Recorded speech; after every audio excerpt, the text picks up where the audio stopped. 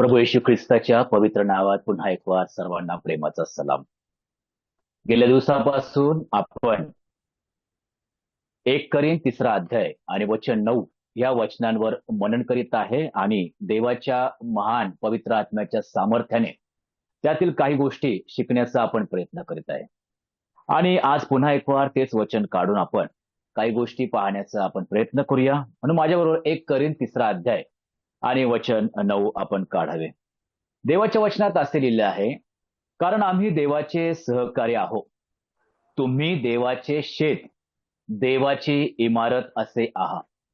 देवबाप वाचलेल्या वचनावर त्याचा भरपूर आणि विपुल आशीर्वाद पाठव. या ठिकाणी तीन गोष्टी प्रामुख्याने पाऊल विश्वासणाऱ्यांना किंवा मंडळीतील लोकांना सांगत आहेत. आणि त्या तीन गोष्टी कोणत्या आहेत? की देवाचे सहकारी, देवाचे शेत आणि देवाची इमारत आहे. तुम्ही कुणी असो, कसे असो, परंतु तुम्ही काय आहोत? देवाचे आहोत. आणि म्हणून त्या ठिकाणी सहकारी, शेत किंवा इमारत इंग्रजीमध्ये असं आलेलं आहे, God's fellow workers, God's field आणि गॉड्स बिल्डिंग.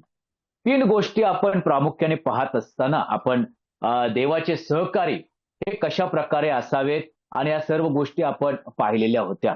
नंतर आपण देवाच्या शेताकडे आपण वळालो होतो आणि देवाचं शेत कशा प्रकारे असावं आणि देवाच्या शेतामध्ये काय असावं, म्हणजे नांगरणी कशी प्रकारची असावी, नांगरणी का करावी, नांगरणीची पद्धत काय आहे ते आपण शिकलो होतो. नंतर आपण पाहिलं होतं की पेरणी, त्या पेरणीची बी, पेरणीची वेळ, पेरणीची पद्धत आणि पेरणीची सुरक्षा आपण गेल्या दिवसामध्ये पाहिली होती.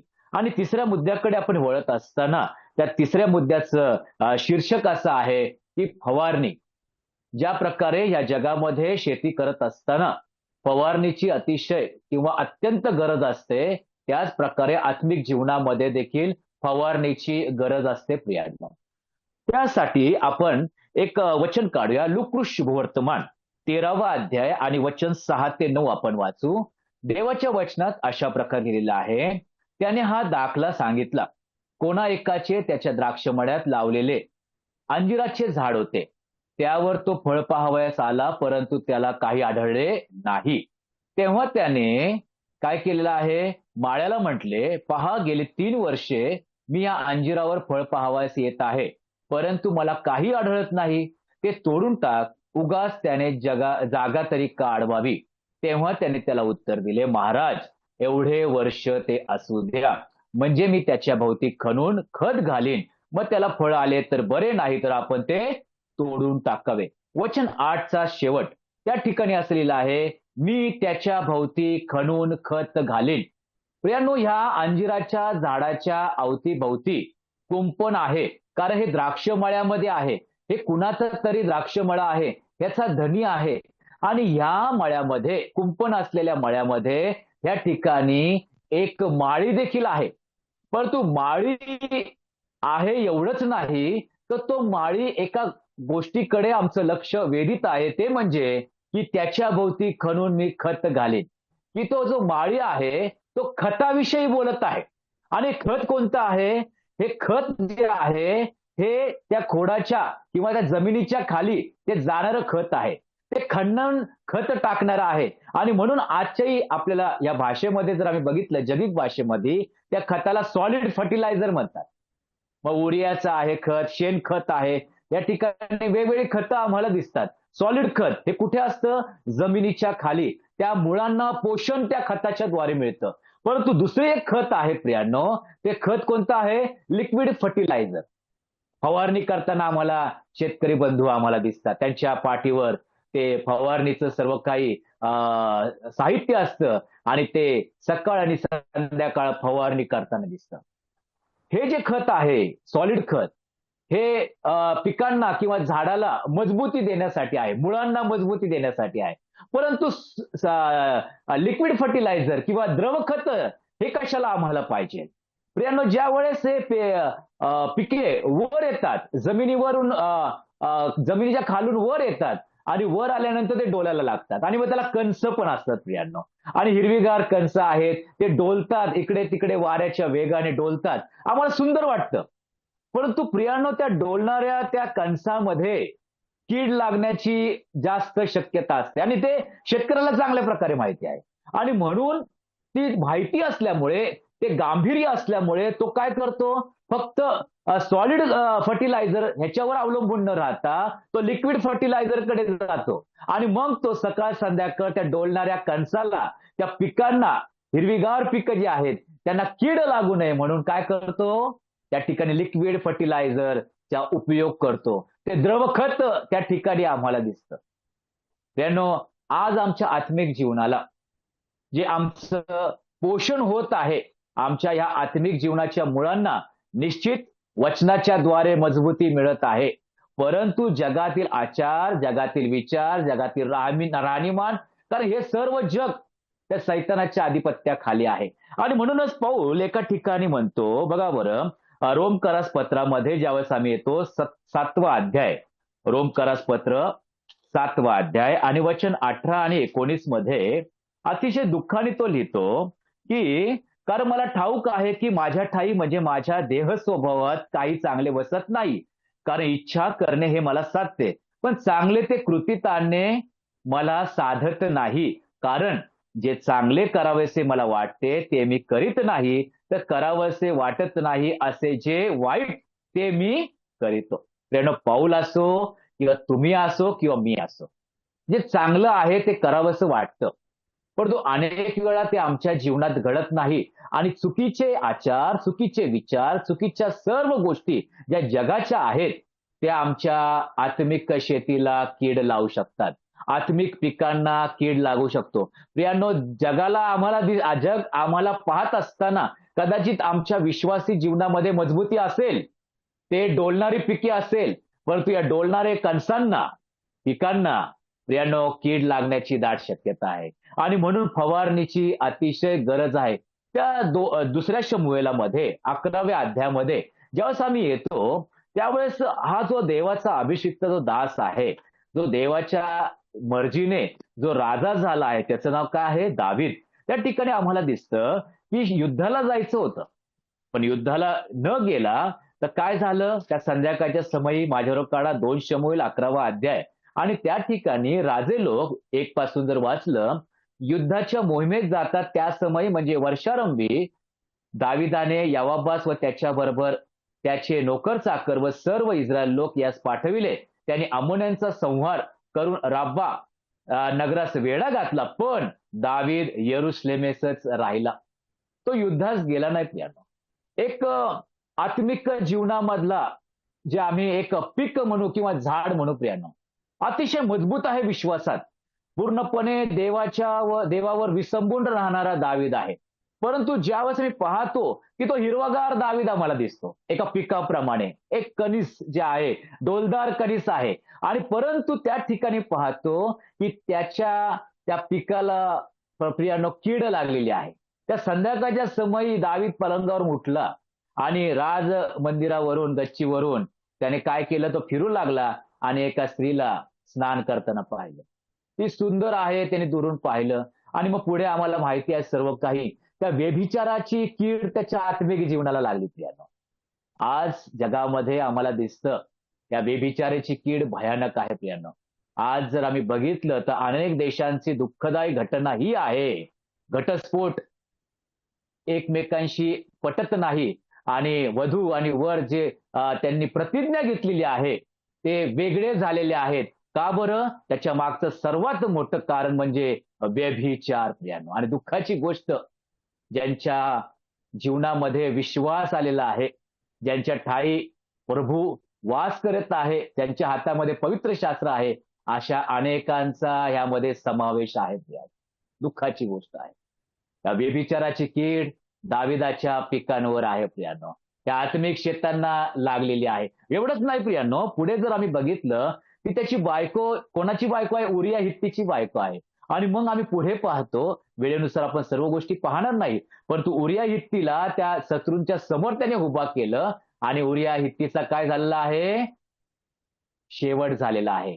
खुनाची कीड लागलेली आहे. प्रियानो, प्रभू काय म्हटलं होता 10 आज्ञामध्ये, खून करू नको. आज्ञाभंग त्या ठिकाणी झाला. जरी दाविदाच्या तलवारीने नाही केला, परंतु दाविदाच्या विचारांनी उरिया हित्तीचा खून केला. प्रियानो, कीड लागणारी गोष्टी जगामध्ये आहेत आणि म्हणूनच आम्हाला फवारणीची गरज आहे प्रियानो. भले भले विश्वासी या किडेमधून गेलेले आहेत. शमशोनासारखं आम्ही गेल्या दिवसामध्ये पाहिलं, अतिशय भयानक कीड लागली आणि आम्ही पाहतो गुलामी, अंधकार आणि खेळणं असं त्याचं झालेलं आहे प्रियानो.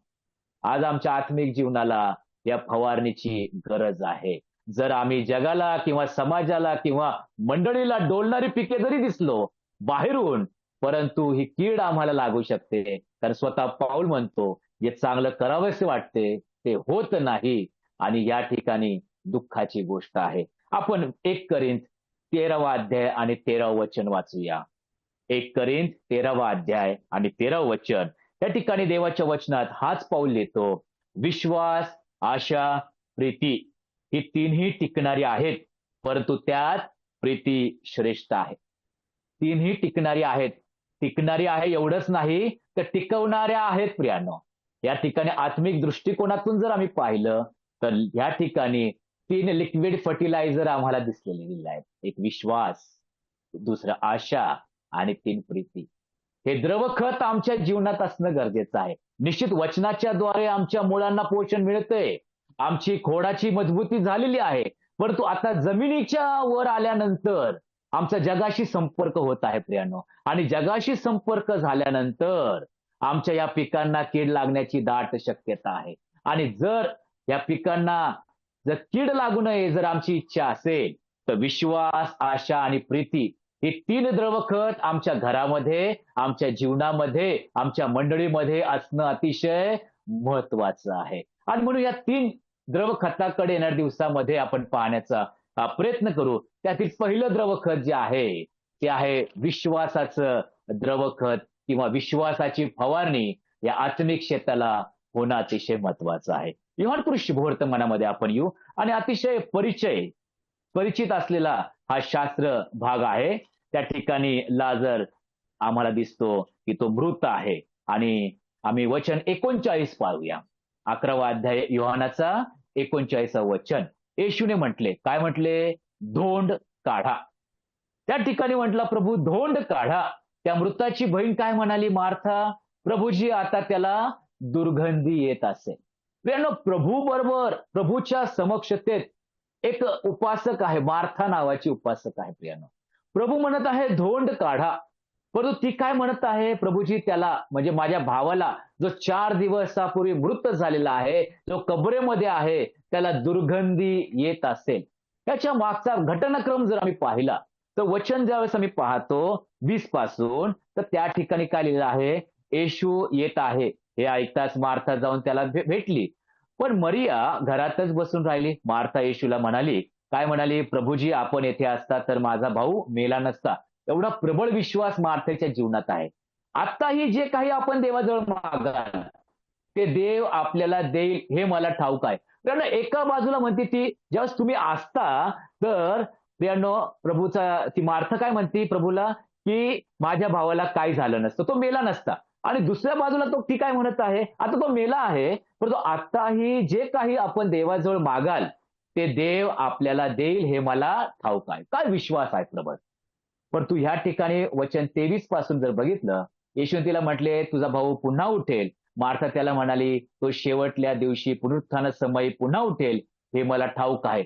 एक विश्वास, पुनरुत्थानाचा विश्वास तिच्या ठाई आहे. एक, तुम्ही असता, या ठिकाणी असता तर माझा भाऊ मेला नसता. दुसरी गोष्ट, आता जर तुम्ही मागितलं तरी सुद्धा देव तुम्हाला जे काही पाहिजे तो देणार. तिसरी गोष्ट काय आहे? तो पुनरुत्थानाच्या दिवशी उठणार आहे. परंतु 39व्या वचनामध्ये ज्यावेळेस आम्ही पाहतो धोंड काढा. प्रियानो, धोंड काढायची पद्धत नव्हती प्रियानो. एकदा जर मृत मनुष्य आत गेला तर तो गेला. आजही आम्ही आपल्या कबरेकडे जातो, दफनभूमीकडे जातो. मेलेला मनुष्य ज्यावेळेस जातो त्यावेळेस दुसरा कोणीतरी घरातला येऊच तर ती कबर उघडली जात नाही. परंतु ह्या ठिकाणी ना मार्था मेली आहे ना मरिया मेली आहे. त्या कबरेमध्ये फक्त लाजर आहे आणि कुणाला त्या लाजराच्या कबरेमध्ये कुणाला दुसऱ्याला ठेवायचं नाही. परंतु अशा परिस्थितीमध्ये प्रभू म्हणत आहे धोंड काढा. परंतु त्या ठिकाणी मार्था म्हणते त्याला दुर्गंधी येत आहे. एका बाजूला म्हणते तुम्ही असता तर तो मेला नसता. दुसऱ्यांदा म्हणते तुम्ही आत्ताही जे काही मागल ते प्रभू देण्यास तयार आहे. तिसरी गोष्ट तो पुनरुत्थानाच्या दिवशी उठणार आहे. परंतु प्रभूचा जो दृष्टिकोन आहे, प्रभू म्हटलं, की जो माझ्यावर विश्वास ठेवतो तो मेला असला तरी जगेल. आणि अशा परिस्थितीमध्ये अविश्वासाची कीड लागलेली शेत आम्हाला दिसतं. विश्वास दिसतो. प्रभू तुम्ही मागाल तर मिळेल. तुम्ही जे काही कराल ते होईल. परंतु ह्या विश्वासी जीवनामध्ये या शेताला अविश्वासाची कीड लागलेली आहे. हेचकेलाच्या पुस्तकात ज्यावेळेस आम्ही येतो, क्षमा करा, इर्मयाच्या पुस्तकात आपण येऊ. इर्मयाच्या पुस्तकात 32व्या अध्यायामध्ये 17व्या वचनामध्ये प्रभू परमेश्वरा, पहा तू आपल्या महासामर्थ्याने व आपल्या उभारलेल्या बाहूने आकाश व पृथ्वी उत्पन्न केली. ठीक आहे. दुसरं काय आहे? तुला अवघड असे काही नाही. त्याला काही अशक्य नाही प्रियानो. त्याला प्रत्येक गोष्ट शक्य आहे. आणि हे वचन तुम्हाला माहिती आहे, हे वचन मला माहिती आहे, हे वचन मार्थेलाही माहिती आहे. परंतु अनेक वेळा कठीण परिस्थितीमध्ये आमच्या जीवनामध्ये या शेताला, ह्या पिकाला, या झाडांना काय होतं माहितीये का? अविश्वासाची कीड लागते. अशक्य काही नाहीये, अवघड काही नाही प्रभूला. परंतु अनेक वेळा आम्ही या अविश्वासाच्या किडेमध्ये जातो प्रियांनो. आणि काय झालं? वचन 39 मध्ये आपण पाहूया. त्या ठिकाणी लिहिलं आहे, की ती म्हणते, प्रभूजी आता त्याला दुर्गंधी आली असेल. वचन 40 मध्ये आम्ही पाहतो, येशूने तिला म्हटले, तू विश्वास ठेवशील तर देवाचे गौरव पाहशील, असे मी तुला सांगितले होते ना. एका वेळेला प्रभूने अगोदर सांगितलं होतं, जसं आम्ही 20व्या वचनामध्ये पाहिलं.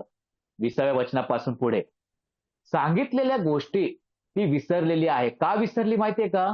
परिस्थिती आम्हाला विसरायला भाग पाडते. ती परिस्थिती भयानक होती.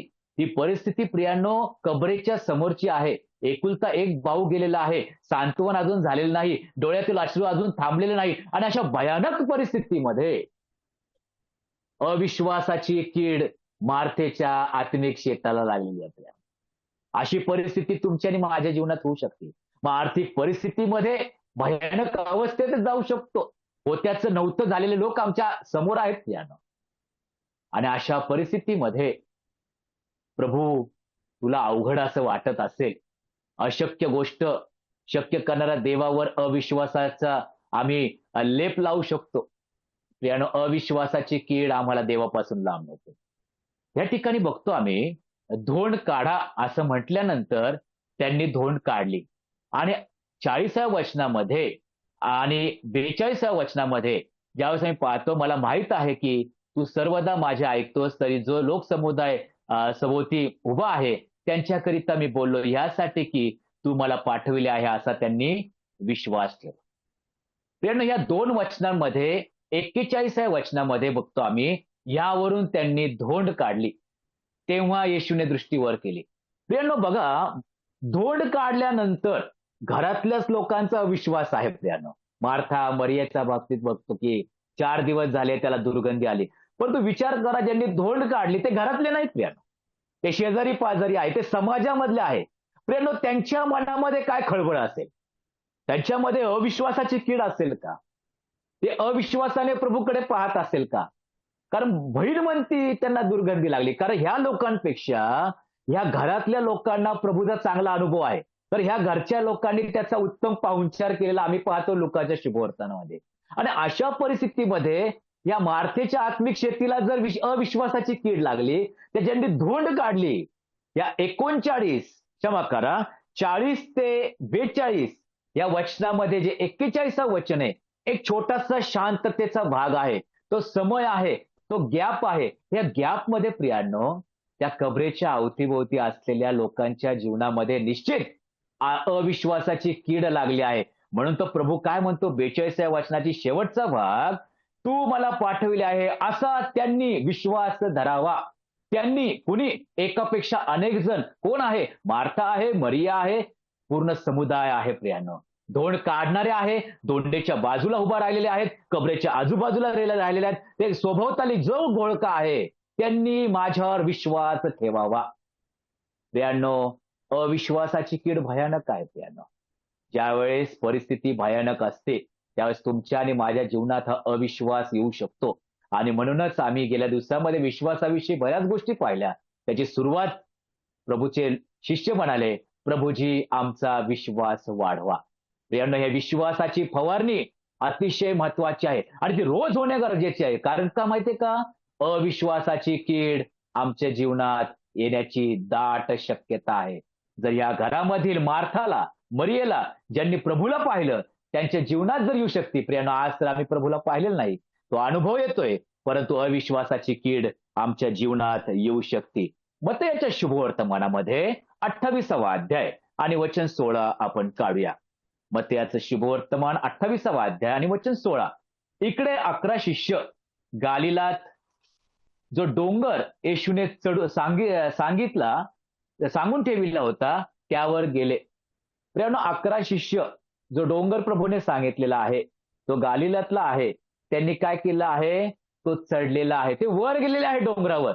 पण दुःखाची गोष्ट काय माहितीये का? वचन 17 बघा बरं.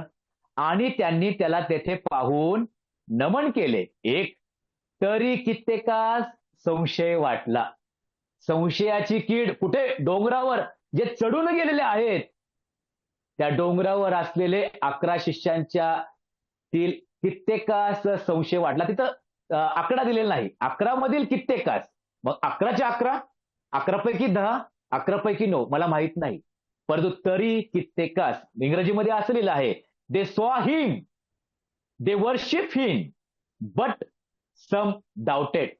प्रियांनो, आज मंडळीमध्ये जी मंडळीचं स्तर उच्च आहे, त्या ठिकाणी आठवड्याच्या पहिल्या दिवशी आम्ही चढून वर जातो.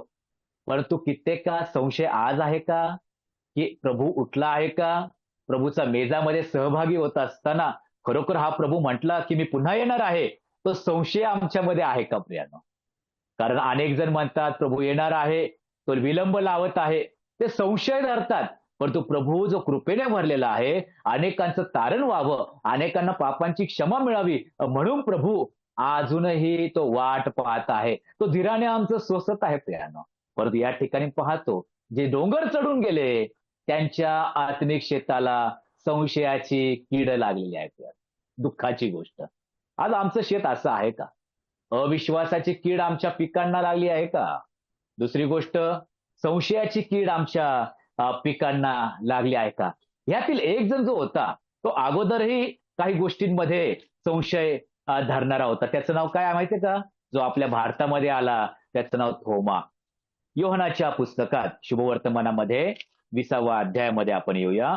योहान शुभवर्तमान 20वा अध्याय आणि त्या ठिकाणी 20वा अध्याय 24 आणि 25 वाचतो. येशू आला तेव्हा 12तील एक म्हणजे दिदुम म्हटलेला थोमा हा त्यांच्याबरोबर नव्हता.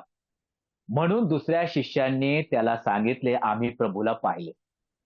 जे बंधुजन आहेत, जे 3.5 वर्ष जे एकत्र होते, जे प्रभूचा चमत्कार पाहिला, प्रभूचा अनुभव, कृपेचा अनुभव, दया, सर्व काही गोष्टी पाहिल्या, ते लोक जे बंधुजन आहेत ते म्हणतात आम्ही प्रभूला पाहिलं. आता इथपर्यंत ठीक आहे. पण थोमाने म्हटले त्यांना, काय म्हटले? त्याच्या हातात खिळ्याचे वण पाहिल्या वाचून, खिळे होते त्या जागी आपले बोट घातल्या वाचून व त्याच्या कुशीत आपला हात घातल्या वाचून मी विश्वास धरणारच नाही. या ठिकाणी कोणती कीड दिसते? थोमाच्या आत्मिक शेतीला संशयाची कीड. जे बंधुजन म्हणतात आम्ही पाहिलंय आणि कदाचित त्या ठिकाणी ते बंधुजनांनी सांगितलं असेल की आम्हाला हात दाखवले. कारण वरच्या अध्यायामध्ये वरच्या वचनामध्ये बघितलं 19व्या पासून की प्रभूने त्या शिष्यांना आपले हात दाखवले, ती कूच दाखवली. कदाचित ह्या शिष्यांनी हेही गोष्टी सांगितल्या असेल, अरे आम्हाला सांगितलं, आम्हाला दाखवलं, त्याचे हात दाखवले, ती कूच दाखवली. परंतु काय झालं? थोमाने संशय धरला. कुणावर संशय धरला? प्रभूवरच. एवढंच नाही तर त्या शिष्यांवर, आपल्या बंधुजनांवर संशय धरला की तुम्ही जे सांगतात माझा विश्वास नाही. मी जोपर्यंत माझ्या डोळ्यांनी पाहणार नाही, मी हात घालणार नाही, ज्या स्पर्शाच्या द्वारे मी माझा संशय दूर करेल. यानं आज हा संशय आमच्या जीवनात आहे का? आम्ही तर त्या वधस्तंभावर प्रभूला पाहिलं नाही, ते हात नाही पाहिले, ऊस नाही पाहिली. पण तो प्रभू काय सांगतो? ज्यांनी पाहिल्या वाचून ज्यांनी विश्वास धरला ते धन्य. आज त्या धन्यतेचा आशीर्वाद आम्हाला प्रभूने दिलेला आहे. त्या आशीर्वादामध्ये तुम्ही आहात का? मी आहे का? या संशयाची कीड भयानक आहे प्रियांनो. आणि म्हणून थोमा म्हणतो मी पाहिल्या वाचून मी विश्वास धरणार नाही. संशय आहे प्रियांनो. हेरोद राजा जो होता बघा बरं, लुक शुभवर्तमानामध्ये येऊ 13वा अध्याय अनेकांना बऱ्याच गोष्टी पाहण्याची आवश्यकता असते. त्याशिवाय ते विश्वास धरत नाही आणि ते पाहण्यासाठी त्यांचे डोळे आतुर झालेले असते, सरसावलेले असतात. बघा बरं लूक वर्तमान 23वा अध्याय आणि 6वं वचन वाचतो मी. तेव्हा पिलाताने हे ऐकून, "हा मनुष्य गालिली आहे काय?" असे विचारले. आणि तो हेरोदाच्या अंमलात आहे असे समजल्यावर त्याने त्याला हेरोदाकडे पाठवले. कारण तोही त्या दिवसात यरुशलेमेत होता. येशूला पाहून हेरोदाला फार संतोष झाला, आनंदित झाला, हर्षित झाला हेरोदाने प्रभूला पाहून. कारण त्याच्याविषयी ऐकले असल्यामुळे त्याला भेटावे अशी बऱ्याच दिवसापासून त्याची इच्छा होती आणि त्याच्या हातून एखादा एखादा चमत्कार पाहावयास मिळेल अशी त्याला आशा होती. हेरोदाने ऐकले प्रभूविषयी, परंतु प्रियांनो हेरोदाला प्रभूच्या हातून घडलेला किंवा प्रभूपासून एखादा चमत्कार पाहायचा आहे प्रियांनो. आज लोक संशय धरतात त्याच्या प्रभुत्वावर. का माहितीये का? त्यांना त्याच्यापासून कोणता तरी चमत्कार पाहायचा आहे. अद्भुत गोष्टी पाहायच्या. तोच शिवाय मी त्याला प्रभू म्हणून स्वीकारणार नाही. त्याच्या प्रभुत्वावर संशय आणणारे अनेक आम्ही ख्रिस्ती बांधव पाहतो. चमत्कार पाहिल्याशिवाय आम्ही त्याच्यावर विश्वास ठेवणार नाही. प्रियांनो, परंतु प्रभू म्हणतो, की जे मी मला पाहिलं नाही, पाहिल्या वाचून जो विश्वास धरतो तो धन्य. थोमा म्हणत आहे, मी पाहिल्या वाचून विश्वास धरणार. संशय आहे अनेकांना प्रभूच्या प्रभुत्वाविषयी, प्रभूच्या महानतेविषयी, प्रभूच्या त्या अद्भुत कार्याविषयी. परंतु प्रभू म्हणतो, या संशयाची जर कीड काढायची आहे, तर तुमच्या आत्मिक शेतीवर विश्वासाची फवारणी करावयास मी तयार आहे. पुढे आम्ही दिसतं 26व्या वचनामध्ये, मग 8 दिवसानंतर त्याचे शिष्य पुन्हा एकदा आत असता त्यांच्याबरोबर थोमा होता. तेव्हा दारे बंद असताना येशू आला व मध्ये उभा राहून म्हणाला, तुम्हा शांती असो. नंतर त्याने थोमाला म्हटले, तू आपले बोट इकडे कर व माझे हात पहा व आपला हात पुढे करून माझ्या कुशीत घाल आणि विश्वासहीन असू नको तर विश्वास ठेवणारा आहेस. त्या 11 शिष्यांपैकी तो 10 जणांना बोलला नाही.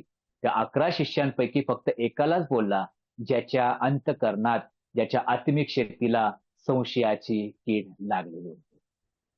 प्रियांनो, 28व्या अध्यायामध्ये ते वर चढले, परंतु संशयाची कीड त्यांच्या जीवनात आहे.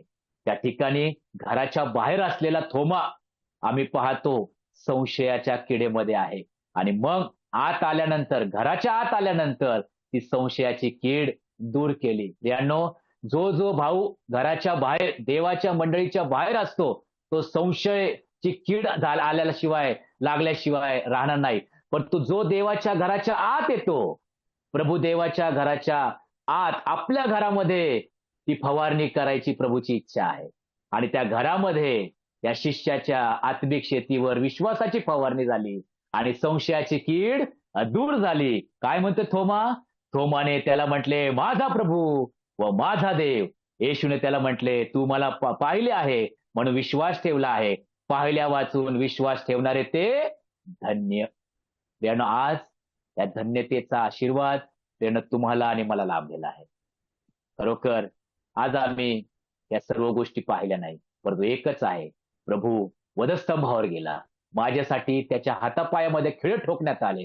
आज देखील त्याच्या हातापायामध्ये त्या ठिकाणी ते खोल आहेत आणि प्रभू म्हणत आहे की माझ्यावर विश्वास ठेवणारे हे धन्य. प्रियांनो, संशयाची कीड दूर करणारा आमचा प्रभू आहे. आणि तिसरी गोष्ट आपण पाहू, योहानाच्या शुभवर्तमानात असताना 14व्या अध्यायामध्ये आपण येऊ. योहानाचं शुभवर्तमान 14वा अध्याय आणि वचन 1 वाचतो. तुमचे अंतःकरण अस्वस्थ होऊ नये, देवावर विश्वास ठेवा आणि माझ्यावरही विश्वास ठेवा.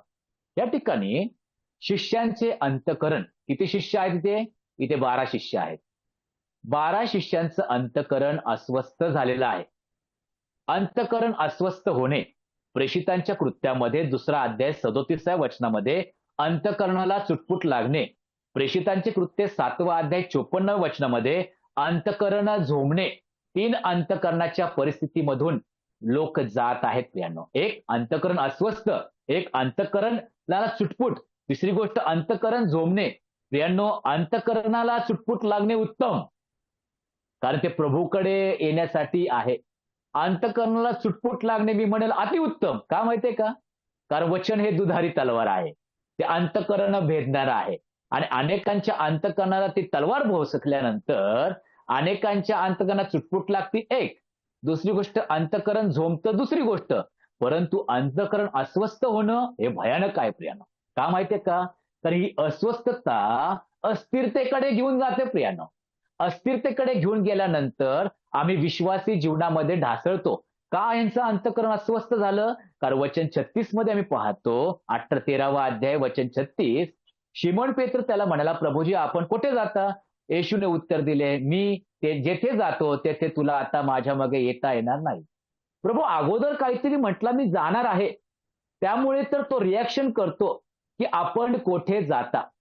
प्रियांनो, प्रभू चाललेला आहे. 3.5 वर्ष जो प्रभू आमच्याबरोबर होता, या 3.5 वर्षामध्ये ज्या प्रभूबरोबर आम्ही वारंवार प्रवास केला, मग महामार्गावरून केला, जलमार्गावरून केला, डोंगरावरून केला, त्या प्रभू आता आमच्याबरोबर नसणार.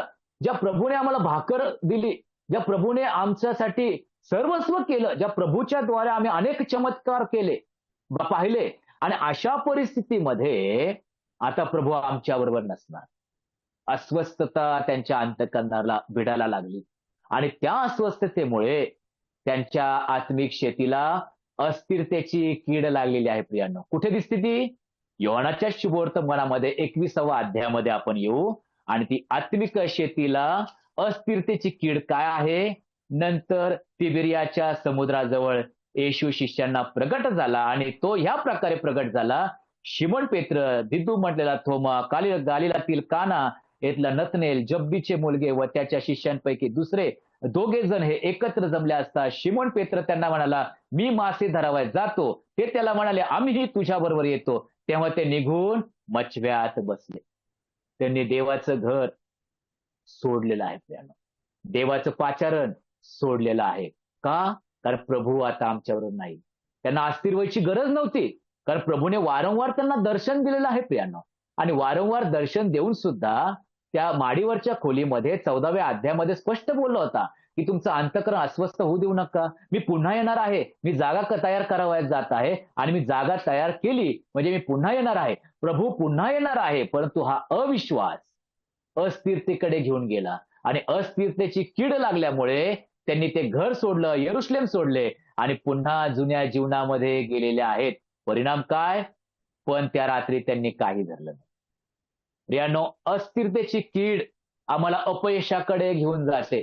अस्थिरतेची कीड आम्हाला दुर्बलतेकडे घेऊन जाते. आमच्या जीवनात उणे पण येणार. मंडळीमध्ये ज्यावेळेस आमच्या जीवनात अस्थिरता जाणवती, आमच्या मुखातून प्रभूविषयी काही एक निघणार नाही. ते उणे पण आम्हाला दिसणार प्रियानो. प्रियानो, काय झालं? वचन 4 मध्ये, मग पहाट होत असता येशू समुद्र किनाऱ्यावर उभा होता. तथापि तो येशू आहे असे शिष्यांनी ओळखले नव्हते. तेव्हा येशूने त्यांना म्हटले, मुलांनो, तुमच्याजवळ काही खावायला आहे काय? त्यांनी त्याला उत्तर दिले की नाही. त्याने त्यांना म्हटले, मछव्याच्या उजव्या बाजूस जाळे टाका म्हणजे तुम्हाला सापडेल. मग पुढचा भाग आम्हाला माहिती आहे. त्यांनी जाळं टाकलं आणि मग भरपूर मासे मिळाले. तर माशांचा पण उल्लेख आहे. किती मासे मिळाले? त्या ठिकाणी वाचन जर आम्ही बघितलं की ते ओढीत ओढीत किनाऱ्या त्या ठिकाणी 153 मोठ्या माशांनी हे जाळं भरलेलं आहे प्रियानो. त्या ठिकाणी अस्थिरतेची कीड लागलेले हे शेत आहेत. किती शेत आहेत माहितीये का? 7 शेत मचव्यामध्ये आहेत. परंतु विश्वासाची फवारणी करण्यासाठी प्रभू समुद्र किनाऱ्यावर कधी आला? पहाटेच आला. घरी जाण्याच्या अगोदर अपयशी तोंड, अपयशी विचार, अपयशी जीवन घेऊन घरी जायच्या अगोदर प्रभू विश्वासाची फवारणी करण्यासाठी समुद्र किनारी त्या ठिकाणी सज्ज आहे. प्रियानो, आज ह्या दिलेल्या सीमित वेळेमध्ये आपण बघितलं की आमच्या आत्मिक शेतीमध्ये फवारणीची अतिशय महत्वाची आहे. कारण ही फवारणी करणारा कोण आहे? आमचा प्रभू येशू ख्रिस्त आहे. पीक जमिनीच्या खालून वर येतं, बी वर येतं आणि ते रोपट्यामध्ये त्याचं रूपांतर होतं. रोपट्यातून पिकामध्ये, झाडामध्ये ते रूपांतर होतं आणि त्याचा संपर्क या जगाशी होतो. ते डोलतं खरं, परंतु डोलत असताना वाऱ्यापासून आलेले या जगातील कीड या पिकांना दिसते, लागते आणि म्हणून अविश्वासाची कीड, नंतर संशयाची कीड आणि तिसरी गोष्ट आज आम्ही पाहिली, अस्थिरतेची कीड आम्हाला लागू शकते. आणि म्हणून जर ह्या 3 कीडपैकी एक जरी कीड लागली ना प्रियानो, प्रामाणिकपणे हे शेत त्या प्रभूच्या हवाली करा. तो फवारणी करण्यासाठी सज्ज आहे आणि त्याच्या फवारणीने, विश्वासाच्या फवारणीने ही कीड नाहीशी होण्यास, ही फवारणी, जे लिक्विड फर्टिलायझर आहे, विश्वास, फेथ, त्याच्याद्वारे कीड दूर होण्यासाठी ती तयार आहे, ती सक्षम असं द्रवखत आहे. प्रभूने पुरवलेल्या या शब्दांबद्दल आणि विचारांबद्दल प्रभूचे मी मनापासून आभार मानतो. प्रभूची इच्छा असेल तर ह्या द्रवखतातील दुसरा भाग जो आशा आहे, आशेचं द्रवखत, ती फवारणी आशेची, ह्याच्याकडे पुढील भागामध्ये आपण लक्ष देण्याचा प्रयत्न करूया. आमेन.